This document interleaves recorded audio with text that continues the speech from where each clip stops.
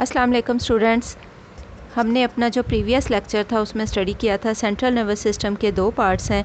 Nervous system के दो parts हैं, एक सेंट्रल नर्वस सिस्टम और एक peripheral nervous system. Central nervous system में हमने ब्रेन और स्पाइनल कॉर्ड को डिटेल में स्टडी किया and today we are going to discuss the peripheral nervous system. Peripheral nervous system में it is composed of nerves and ganglia. What are the ganglia? Ganglia are the cluster of neuron cell bodies outside the central nervous system. Cell bodies and neurons की उनके clusters जब बन जाते हैं और वो भी outside the central nervous system. इस central nervous system से बाहर जो neuron cluster न्यूरॉन की सेल बॉडीज़ क्लस्टर फॉर्म करती हैं, दे आर कॉल्ड गैंग्लिया। अब जो नर्व्स अराइज होती हैं पेरिफेरल नर्वस सिस्टम में वो दो तरह की हैं। एक वो जो स्पाइनल कॉर्ड से नर्व्स अराइज होती हैं और एक वो जो ब्रेन से अराइज होती हैं। जो नर्व स्पाइनल कॉर्ड से अराइज होती हैं they are called spinal nerves और जो ब्रेन से अराइज होती हैं they are called cranial nerves.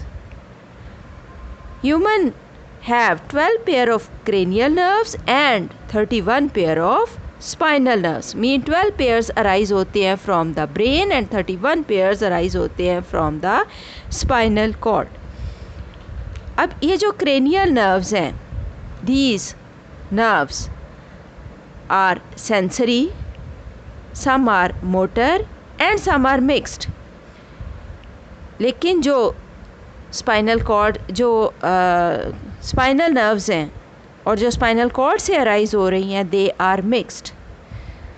Mean उसमें सेंसरी और मोटर दोनों न्यूरॉन प्रेजेंट है और ये चीज़ हम स्पाइनल कॉर्ड को डिटेल में स्टडी करते हुए कर चुके हैं। That is another diagram of nerves, peripheral nervous system. The blue nerves which are shown in this diagram, these show the peripheral nervous system and these nerves arise from the spinal cord. These are the spinal nerves and that is brain, and the nerves which will arise from the brain they are cranial nerves. 12 pairs will arise from the brain and 31 nerves will arise from the spinal cord. These are the spinal nerves. अब ये जो cranial और spinal nerves हैं which are shown in the blue color, ये दो pathway बनाती हैं। एक वो पाथवे है जो कि इंफॉर्मेशन डिफरेंट बॉडी पार्ट से लेके जाएगा to the central nervous system, that is called sensory pathway, और दूसरा पाथवे जो मैसेज लेके आएगा from the central nervous system to different parts of the body and this is called motor pathway. तो एक जो सेंट्रल नर्वस सिस्टम को जा रहा है दैट इज़ सेंसरी पाथवे और एक जो वहाँ से आ रहा है डिफरेंट ऑर्गन्स में दैट इज़ मोटर पाथवे। अब ये जो मोटर पाथवे है जो सेंट्रल नर्वस सिस्टम से नर्व्स आ रही हैं to different parts of the body, ये भी दो तरह की हैं, एक सोमैटिक और दूसरी autonomic. What is somatic and what is autonomic, इसको हम डिटेल में अब स्टडी करेंगे।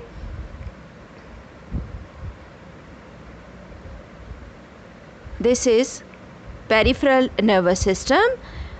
अब पेरिफेरल नर्वस सिस्टम में एक सोमैटिक है, that is the pathway which is responsible for conscious and voluntary actions. Mean वो जो हमारे कंट्रोल में है, हमारी विल पावर में है, और इसमें वो इम्पल्सेस हैं जो सेंट्रल नर्वस सिस्टम से स्केलेटल मसल्स की तरफ मूव करती हैं। अब आपको पता है स्केलेटल मसल्स जो हैं वो वॉलंटरी हैं, हम उनको खुद मूव कर सकते हैं, खुद कंट्रोल कर सकते हैं, वो हमारे कॉन्शियस कंट्रोल में है। और ऑटोनोमिक वो हैं जो कि हमारे कॉन्शियस कंट्रोल में नहीं है, हम उसको खुद से कंट्रोल नहीं कर सकते।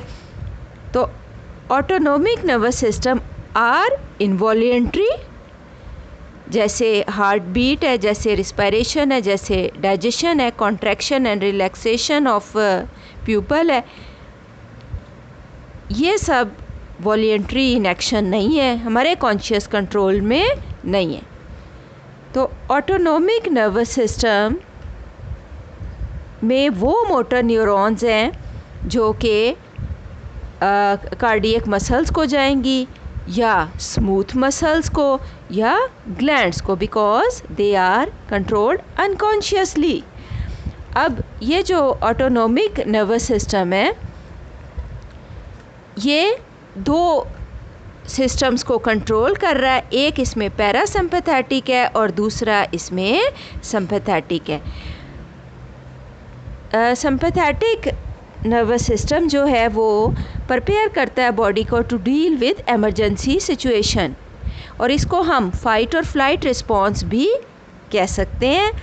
मीन कोई ऐसी कंडीशन हो जाती है कि फ़ौरन बॉडी में कोई एमरजेंसी सिचुएशन क्रिएट हो जाती है, फॉर एग्ज़ाम्पल प्यूपल डायलेट होता है या हार्ट बीट जो है वो एक्सेलरेट हो जाती है, तो उसमें सिम्पैथेटिक नर्वस सिस्टम जो है वो वर्क करता है। अब ऐसा होता है कि इसके बाद जब स्ट्रेस कंडीशन ख़त्म हो जाती है तो फिर बॉडी के फंक्शंस को नॉर्मलाइज करना पड़ता है, और उसके लिए कौन सा सिस्टम काम करेगा? उसके लिए पैरासिम्पैथेटिक नर्वस सिस्टम वर्क करता है और ये नॉर्मलाइज करता है सारे फंक्शंस को। प्यूपल को फॉर एग्ज़ाम्पल कॉन्ट्रैक्ट करेगा, डाइजेशन को प्रोमोट करेगा, हार्ट बीट अगर किसी इमरजेंसी कंडीशन में बहुत ज़्यादा क्विक हो गई है, बहुत फास्ट हो गई है, तो उसको भी स्लो डाउन करता है। So that is a flow chart of peripheral nervous system. There is another flow chart of peripheral nervous system. इसमें आप देख सकते हैं कि पेरिफेरल नर्वस सिस्टम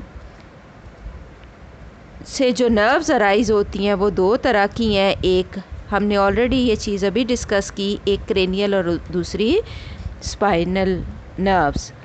अब ये दो पाथवे बनाती हैं, एक इसमें सोमैटिक पाथवे है और दूसरा एक सेंसरी पाथवे और एक मोटर पाथवे। मीन एक जाने वाला है और एक आने वाला है। अब जो आने वाला है सेंट्रल नर्वस सिस्टम से to different parts of the body, वो भी आगे दो तरह से सिस्टम उसमें काम करते हैं, एक सोमैटिक और दूसरा ऑटोनोमिक। सोमैटिक वो है जो इनवॉलेंट्री फंक्शंस को कंट्रोल कर रहा है, और ऑटोनोमिक वो है जो कि ये वॉलेंट्री को और ये इनवॉलेंट्री को, ये कॉन्शियस और ये अनकॉन्शियसली कंट्रोल होता है। ये इमरजेंसी सिचुएशंस में, और ये